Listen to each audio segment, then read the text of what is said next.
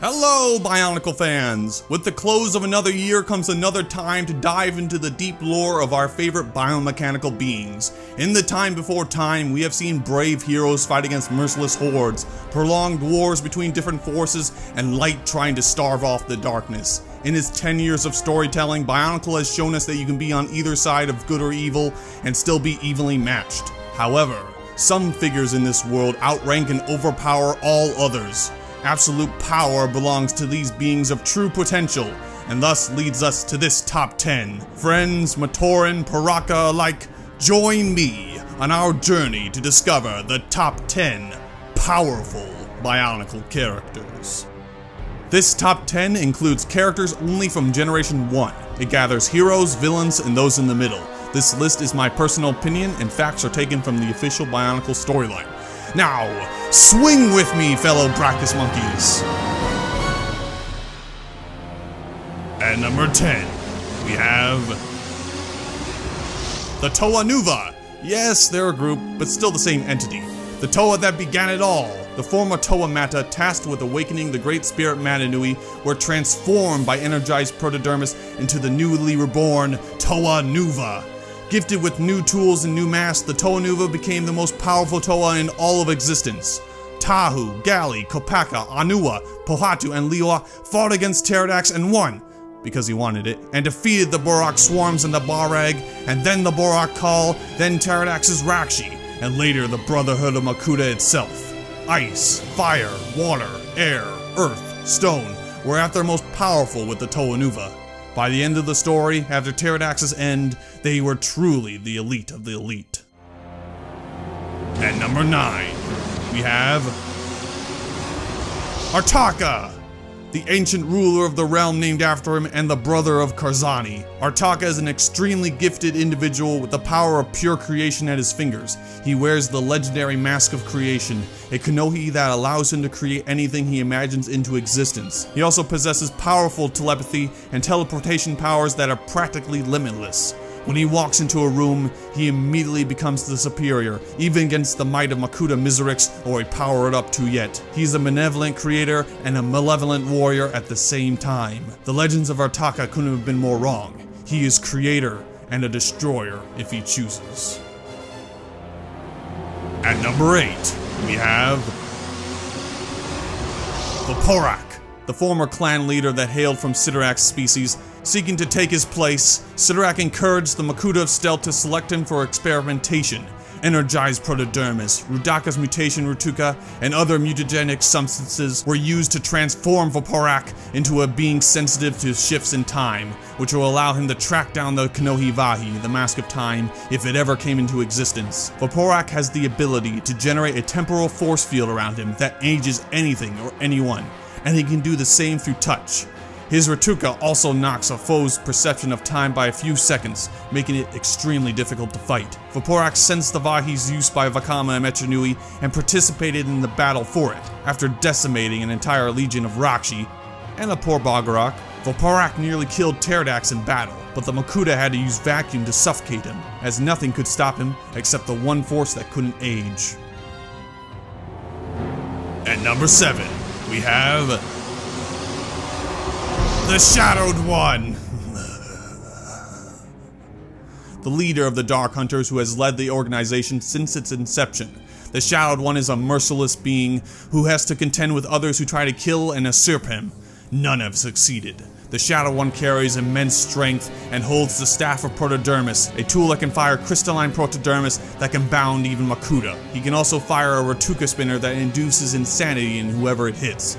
His most dangerous weapon, one that nearly killed the Master of Shadows himself, is TheShadowedOne's Disintegration Eye-Beams, which he has mastered over the millennia as leader of the Dark Hunters. He is truly the most dangerous of all his operatives, and he continues to be a threat even after Pterodax's death.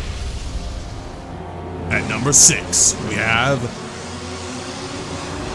Axon, the fabled warrior with a giant protosteel axe and famous Order of Matanui member. Axon was originally a member of the Hand of Artaka, but after it disbanded, he was bereft of purpose and resorted to conquest. After conquering several islands, he was approached to join the newly formed Order Mananui and became one of its most trusted members and met his friend Brutaka. However, the Great Cataclysm turned Brutaka to darkness, and Axon had to use his every strength and willpower to defeat Brutaka. Axon's strength when in range approaches that of a Makuta, and he possesses the abilities of stasis fields, electricity, healing, energy blast, and mental shielding. Axon is extremely powerful but has limits, whereas his friend does not. At number 5, we have Brutaka, Order of Mananui member, warrior scholar, and friend of Axon with a less than sterling record. After being stationed on Voyanui with Axon to guard the Mask of Life, the Great Cataclysm shook his belief in what he stood for. It took being sent to the pit for Brutaka to redeem himself after his past actions, like nearly killing the Toanuva and the Voyanui resistance team with one blow of his rotating blades. Brutaka is so powerful that Hakan and Thok stole his strength in an attempt to become invincible, and later after his power was returned, it took an enraged Axon to defeat Brutaka in combat. He even stood tall against Pterodax inside a Maxilos robot. Brutaka also wore an Omak, a mask of dimensional gates, a Kanoe he knew how to use to dangerous effect. Besides his abilities to create energy blast, he now possesses several Krata powers after becoming fused with the essence of the Makuta species. He is now a true powerful entity. At number 4, we have Trenkrom. The Cthulhu-inspired being was said to be a myth, but to the Federation of Fear, he was proven to be far beyond that. Trenkrom was created by the Great Beings to run the Matoran universe before Mananui's creation. It is said his power nearly rivals that of the Great Spirit. Initially, the entity wanted nothing to do with the world that abandoned him, but eventually saw through the light and aided the fight against Pterodax. Trenkrom is so hideous that gazing upon him drives anyone mad. Only extreme will survive. He also has extremely powerful telepathic abilities that allow him to switch minds with anyone that chooses to. He can fire disintegration beams from his eyes and grow other eyes to see all. Unfortunately, he couldn't see the one who would end him. At number 3, we have Anona. This creature predates the Great Beings on Spherus Magna and was responsible for the decimation of the Iron Tribe, and later attempted to take over the planet after its reformation.